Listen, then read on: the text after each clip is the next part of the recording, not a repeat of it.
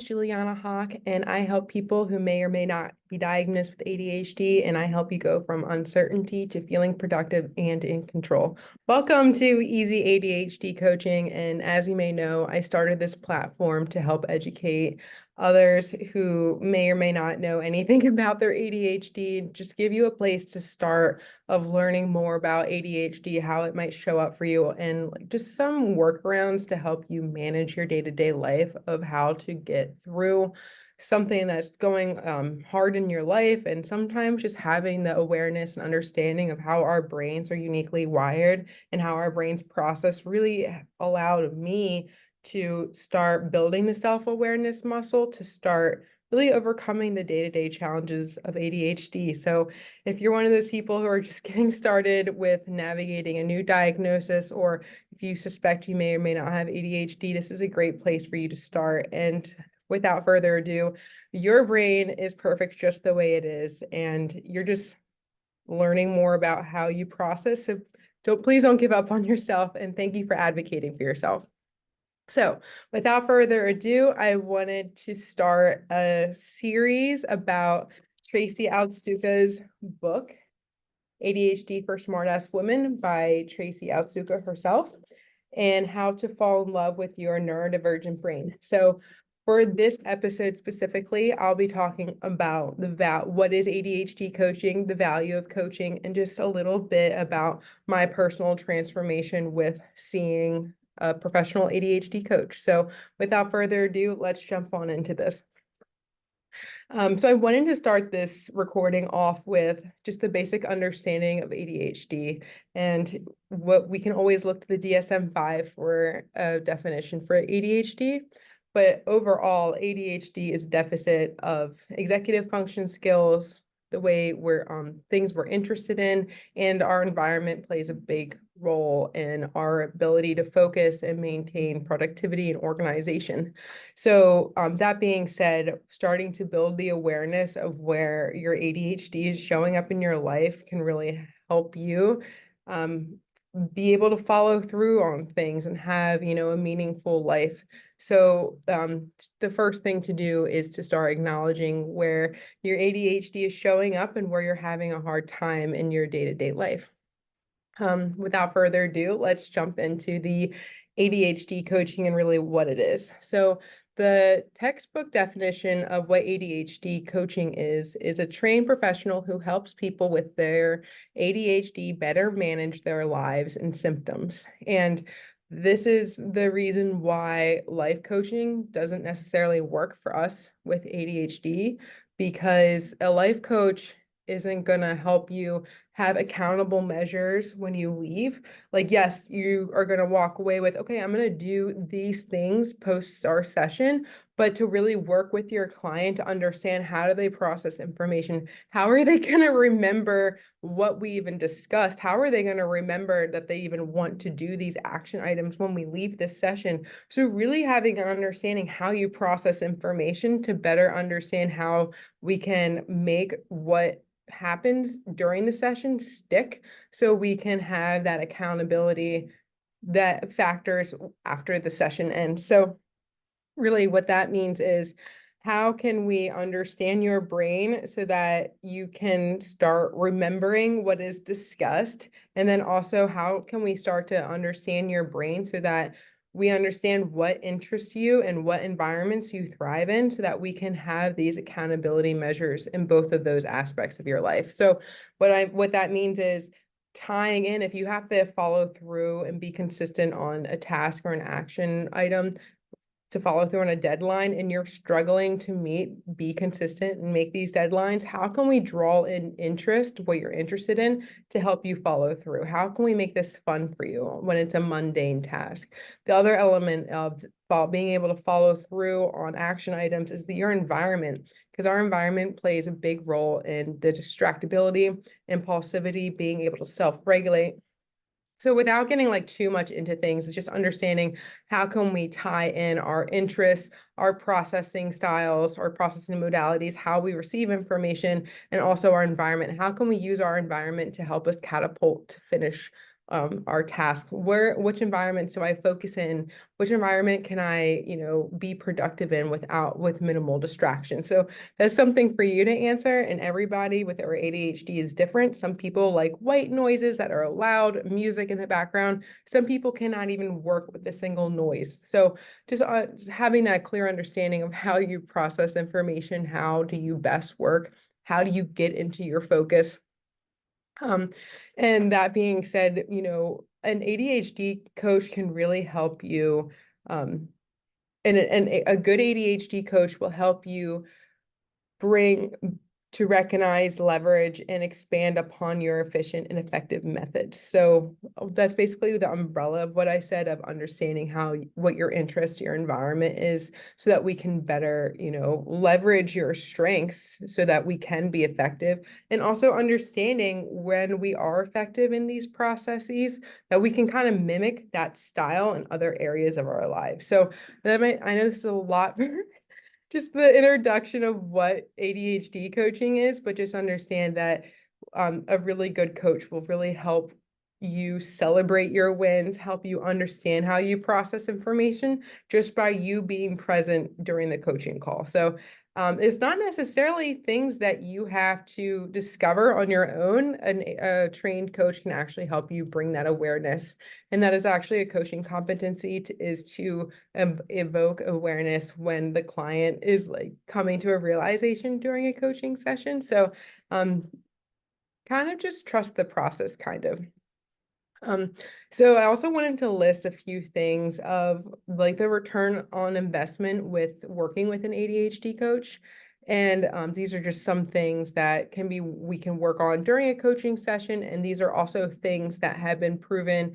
Science and research has shown that these are proven methods for the value of return on coaching. And these are motivating oneself, improving concentration, enhancing time management skills, boosting self-esteem, increasing satisfaction with work or school, improving daily functioning and life. And those examples were taken straight from Tracy Otsuka's book. So if you are curious on how a coach could help you and how other people have been able to see the value of coaching, it's another great and when you can see other ADHDers have had success with coaching, with working on like how to motivate yourself, how to improve concentration, increasing like just the day-to-day well-being of your life. I mean, these are so crucial elements in our lives that are so severely looked over. And like that's another reason why,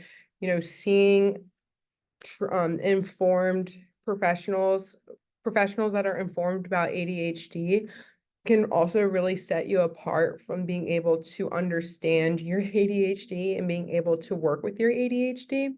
Because so many times I will see, just in coaching sessions, people will mention like, yeah, I received this diagnosis, but there was no education, or I received this diagnosis, received this medication script, but they know nothing about their ADHD. So, really working with a trained psychiatrist or a trained therapist that are ADHD informed can greatly help you.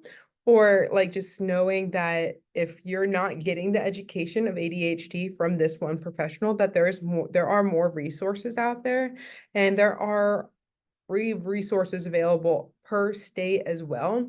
If you're in the United States for ADHD, and that free resource is called CHADD, CHADD, and that is the Children Hyperactivity, Impulsivity, something group, but it's each state has their own CHADD group. So that is a free resource for you. So that is the value of coaching, the coach, and really setting apart why ADHD coaching is so amazing compared to life coaching.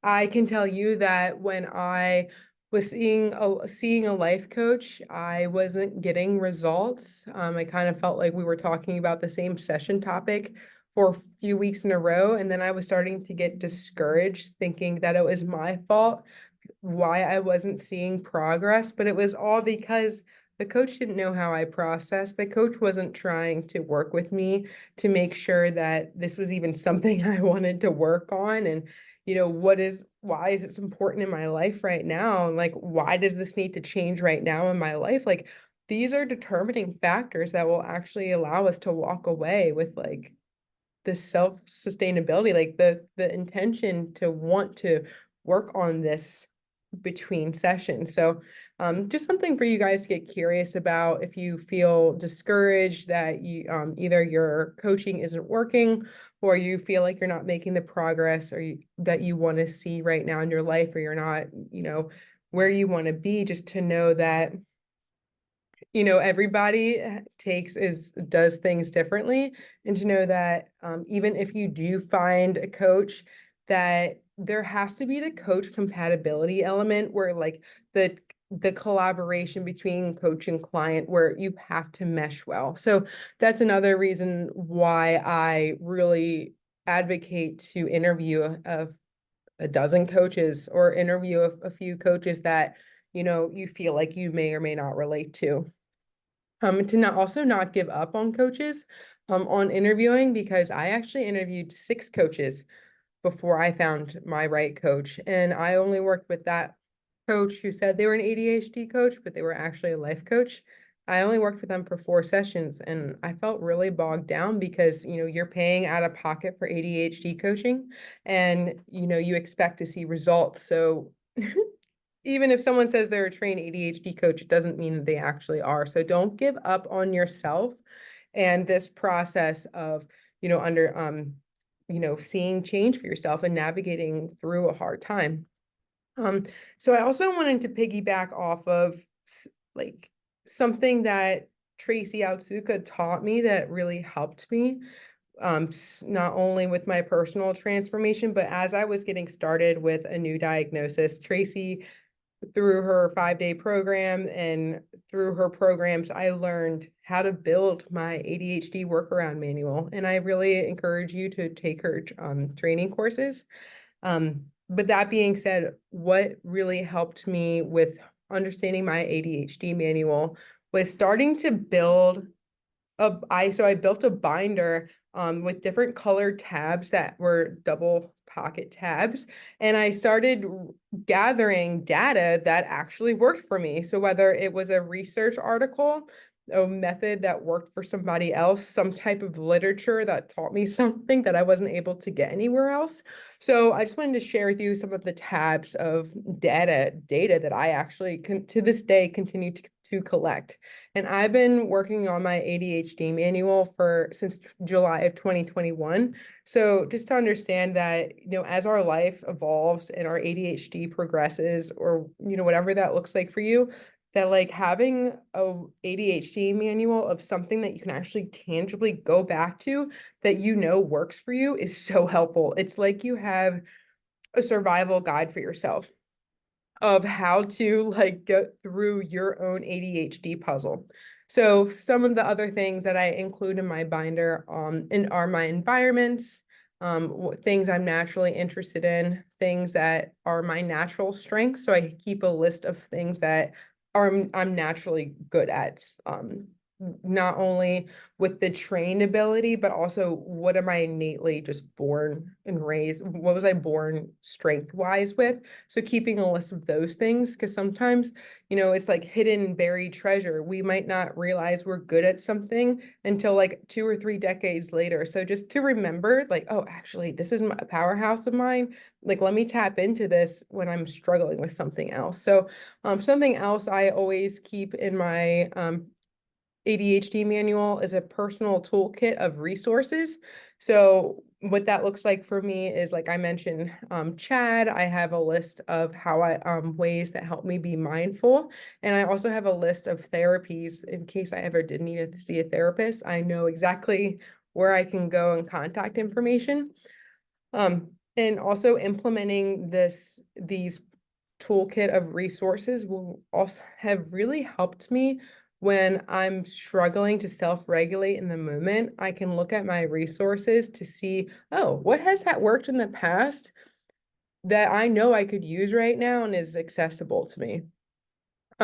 So that and then what that looks like for me in my binder is I have a tab with each of those useful information, and I just keep filling in the front and the back of the binder flip tab. So the last part of this recording is my own personal transformation. So I wanted to start with, I I was working in healthcare and the pandemic hit and just felt like my life hit all at once, even though I consider myself highly productive. I consider myself a smart human being. I'm not being rude or putting myself out there. It's just, but something was clicking. Something was not clicking. Because I knew I was smart and I knew I was high functioning, but it was like something just got really hard for me to, like when the pandemic hit and I had new responsibilities on my work plate. But like my life was not fulfilling at that time, even though working in healthcare, that meant a lot to me because you are the voice for, an elder person who might not have a family. Like that was me. But I was very passionate to take care of, my residents. But I want to talk more about when I started my coach training and I started working with a master coach. So just so you know, there are different levels of ADHD coaches. You're going to find someone on Google, like I kind of mentioned in the beginning of this, who said they're an ADHD trained coach and they're not.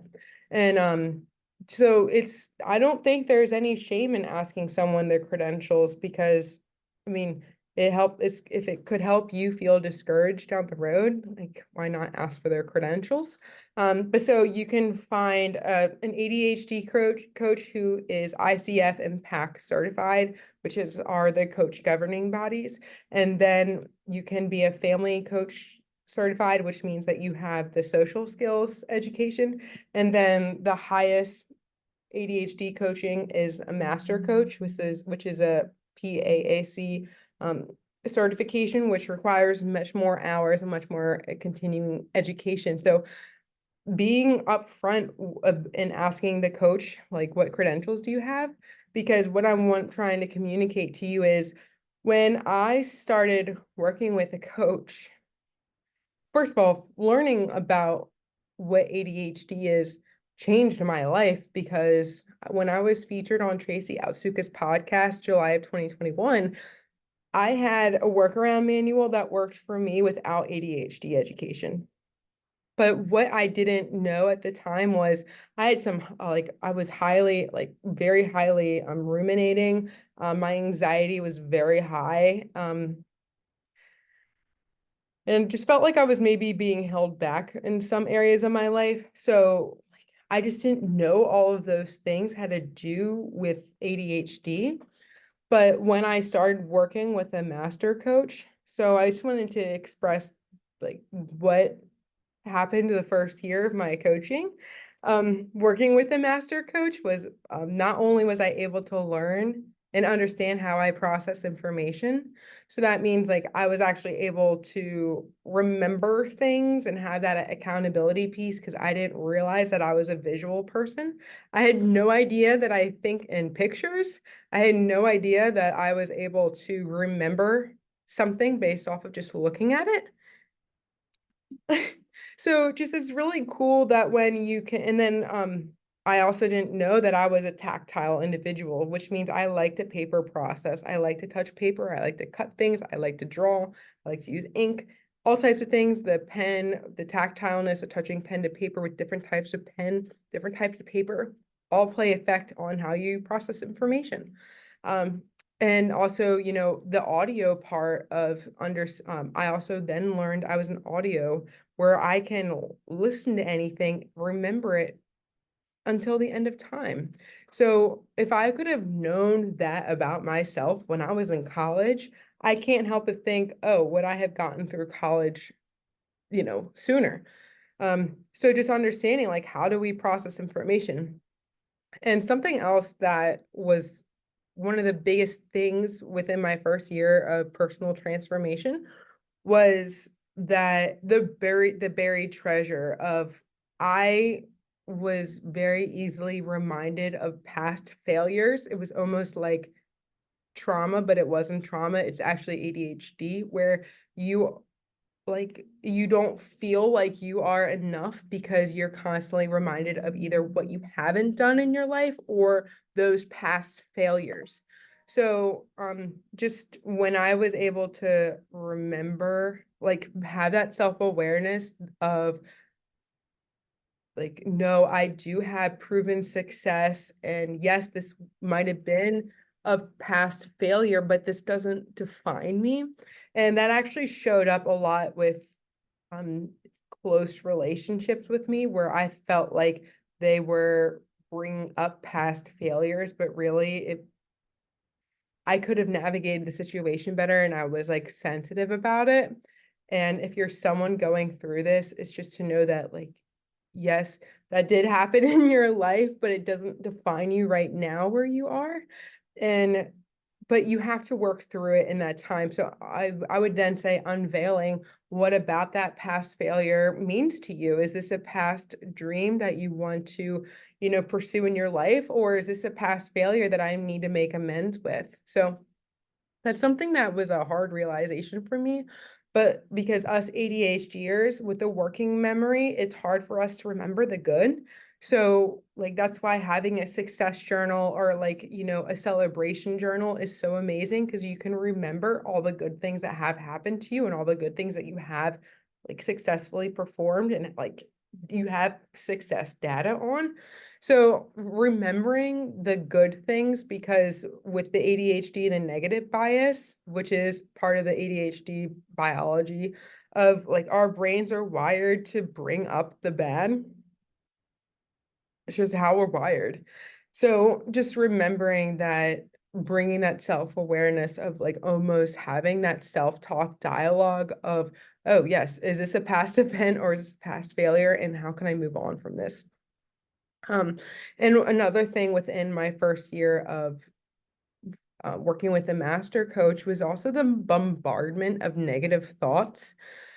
And this is all something I have been able, like, it's not even something that even occurs to me which is crazy because I used to really struggle. Like, even in bed at night, I would ruminate and replay these negative thoughts over and over again. It's horrible. Like, I don't know how, like, because people always said to me, like, how I came across as so happy and like they would have never known I was struggling. But like, my thought process in my head was so negative and so down on myself. Like it makes sense why I had such a hard time with being and feeling self-confident. And another thing is, which is not related to this video, but like that dealing with self-confidence also played a huge role in my eating disorder. So understanding, like, how can I face these negative thoughts right now? And are these negative thoughts true? So I could coach you all around that, confronting negative fears, negative thoughts, rumination. But for this top video specifically, I wanted to keep the focus on what is ADHD coaching and like the return investment of ADHD coaching. So something else I wanted to talk about for the second year of working with a master coach, what I was able to realize, and this is huge. So I only have an ADHD diagnosis. I do not have an autism diagnosis. So, but there's no literature on excited ADHDers. There's nothing about excited ADHD or stemming out of excitement. So like I didn't know this about me, but because it was uncontrollable. Like I would get into a room and if I was excited, boom, whatever I was thinking, feeling, whatever was going on inside my body, it verbally came out without a filter. So I hope that by saying this out loud to you guys, that you can start building, like, if I could help just one person who listens to this video to know that there's nothing wrong with you. And that first is to identify the situations where you are not having a filter. So I just want to give an example of who I was like 2 years ago with out social skill training and then who I am right now. So like I remember being at a family party and there was like probably 70 people in a room and we were singing happy birthday. And I remember just like shouting out for whatever, like, actually it's kind of embarrassing, but at the time it was my authentic self. Like it was actually like I felt like it was inhumane to not be myself, but it just wasn't the place and time to shout like, "Ooh, yay, it's my birthday," when there are 70 people in the room. So I know that might not seem like a big deal, but when it's a small room and you have this really excited person shouting, it is a big deal. And it should be something considered because a lot of people, most people, don't like people being loud. So, and I'm actually one of those people that don't really like loud noises, but how did I have the energy to be loud? So when I started working with a social skills coach and learning, my environment, how do I want to play part in this group? Understanding social spy, like how do you want to participate in the group? How do you want the group to reciprocate to you? So now when I go into a room, I don't necessarily have so much thought dialogue of how like every little thing I'm gonna do. I just am more mindful of who am I in this game right here? Like in this interaction, like how am I related to this group of people and how like do I want to observe and witness before I interact with them? Like what do I need to know about this group to be a participant so that they can respect me back? Because at the end of the day, as much of us ADHDers want to believe that, I don't care. My I'm not saying your appearance, but like your outwardness doesn't matter, but it does matter, especially if you're trying to get a job or you're trying to be a respected professional or just be an overall respected and adult individual. Like having understanding like how you participate in a group will set me apart from who I am today.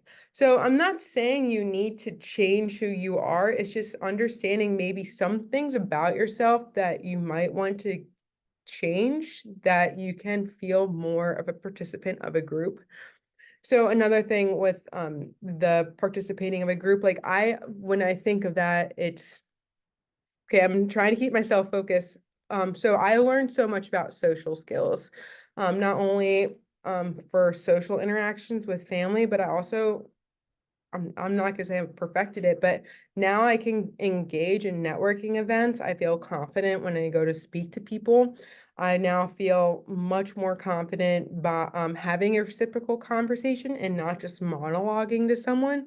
So what does that mean? It means how can I have a conversation where the person speaks back to me?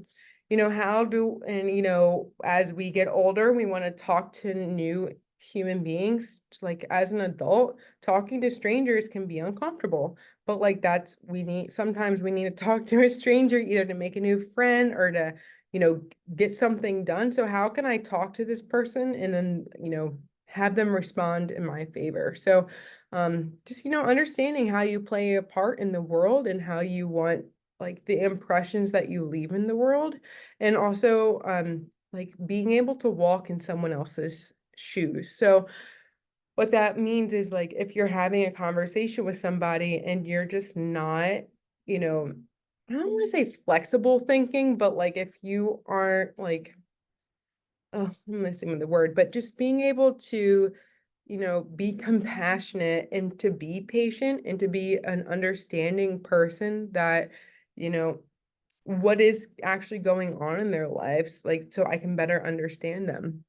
So that is not just what I've learned with a master coach on social skills, but that is just a little taste about how I've been able to, have a personal transformation with my social skills. And so just so you know, social skills also includes, being able to self-regulate, being able to work collaboratively in a group, being able to self-adjust in the moment when something happens that you might not like. So like, how do you want to respond that's in your favor? So there are so many different elements and I didn't even cover all of them right there. But so whatever big or small your ADHD looks like, I just want you to know that there's no big or small ADHD to work with me or any other certified ADHD coach. that your brain is perfect just the way it is, and that just by understanding, how our brains works, how we process information, what interests us, which environments does my brain thrive in, can really help us, feel okay at the end of the day. Because at the end of the day, I would just love to I just want a fulfilled life. Like, I just want to feel good about myself and my job and the people around me at the end of the day. So what does that look like for you to achieve that, to have that good feeling at the end of the day? So these are all things that could be brought up in a coaching session too. So I apologize if it was too much at one time, but so that is my take on the value of coaching. What is ADHD coaching? What are things you can work on with an ADHD coach in a coaching session? And just a little brief of my personal transformation with ADHD coaching. So if you are someone who is interested in learning more about ADHD coaching and how coaching can help you, I invite you to a free 30-minute discovery call, which is located on my website. And this is a 30-minute call where we discuss how your ADHD is showing up for you and how you'd like to get coached. Like, what are things that you'd like to receive as a result of coaching? So that's something really great to be mindful of when you walk in to meet interview ADHD coaches. Is just so it's the expectation and what you're interested in, so that way that coaching can also be effective, and us coaches can deliver for you, and we can also just the coach client compatibility of making sure that you found the right coach for you, because some ADHD coaches focus and specialize in different subcategories of ADHD coaching, which may or may not be approved by the ICF. So just understanding what kind of ADHD coach are you looking for. Thank you so much, you guys, and until next time.